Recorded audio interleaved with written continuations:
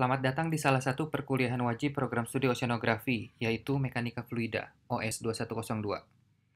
Pada pertemuan minggu ketiga ini, kita akan menutup pemahaman konsep fluida ini. Mohon kalian dapat memperhatikan dengan lebih seksama. Kalian sudah dapat mengetahui bahwa sebuah partikel atau kontrol volume dapat dikatakan sebagai massa elementer jika memenuhi syarat berikut. Yang pertama, partikel penyusunnya memiliki sifat yang homogeneous mixture. Artinya partikelnya terdistribusi secara uniform dan memiliki proporsi yang seimbang. Ya, misalnya besi, angin, hujan gitu ya. Kemudian yang kedua adalah isotropik.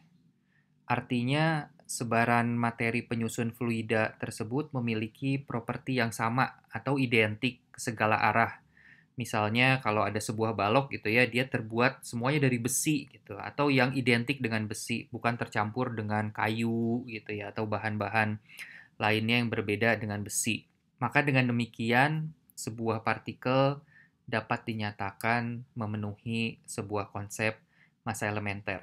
Untuk bidang keilmuan lain, justru mereka tertarik pada materi penyusun yang anisotropik. Misalnya bidang geofisika atau bidang perminyakan ya, mereka mencoba merambatkan gelombang dan mencari di mana materi penyusun batuannya tidak lagi sama dengan batuan pengirim gelombang ya. Cuman kalau untuk kita lebih tertarik dengan susunan partikel yang homogen dan juga isotropik agar bisa memenuhi syarat konsep massa elementer ini. Nah, kemudian konsep yang kedua itu adalah konsep kontinum. Nah, konsep kontinum ini juga memiliki syarat ya. Memang belum dibahas di pertemuan sebelumnya. Agar bisa berubah secara perlahan tentunya harus memenuhi syarat ini. Yang pertama adalah tidak ada ruang vakum di antara partikel fluida. Kemudian yang kedua adalah partikelnya tersusun sangat rapat. Dengan demikian, jika suatu materi fluida, partikel penyusunnya tersebut sangat rapat dan tidak ada ruang, ya, karena materi fluida itu kan dia tersusun atas banyak partikel ya. Jadi ketika partikelnya ini sangat rapat dan tidak ada ruang vakum, maka jika satu partikel berubah, tentunya partikel yang lain tidak tahan dengan kondisi lamanya ya. Dia akan mencoba berubah secara kontinu dan hal ini terus berlanjut ke partikel-partikel lainnya yang menyebabkan pada akhirnya materi fluida tersebut berubah ya, karena materi fluida tersusun atas partikel-partikel, banyak partikel. Jika satu partikelnya berubah, dia memberikan momentumnya atau mentransfer energinya ke partikel yang lain.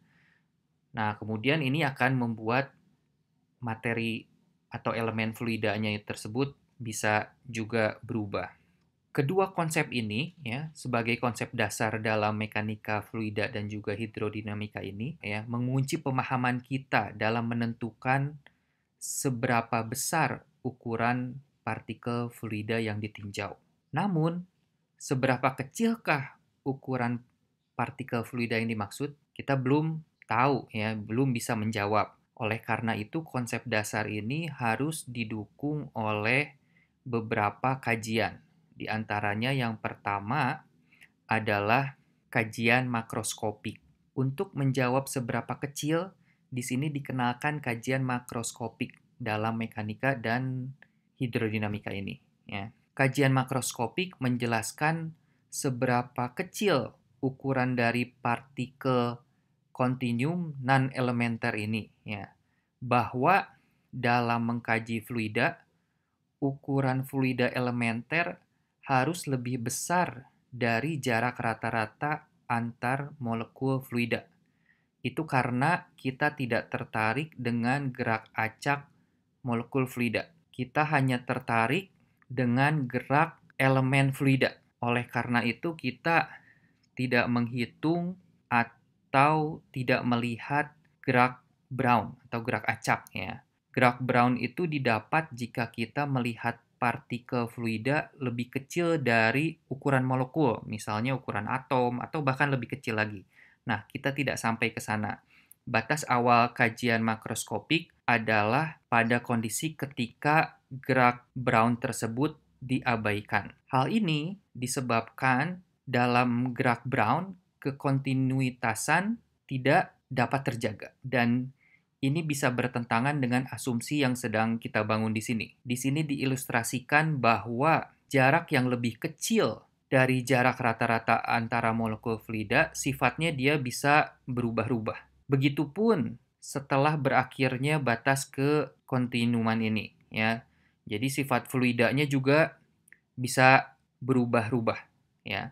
Setelah konsep kekontinuuman tidak tercapai, maka partikel fluida tidak lagi rapat dan ruang vakum dapat mungkin terjadi. Ya, dari ilustrasi ini kita dapat memetik kesimpulan bahwa wilayah kajian partikel elementer berada pada batas awal kajian makroskopik dan batas akhirnya dikunci oleh konsep kontinum.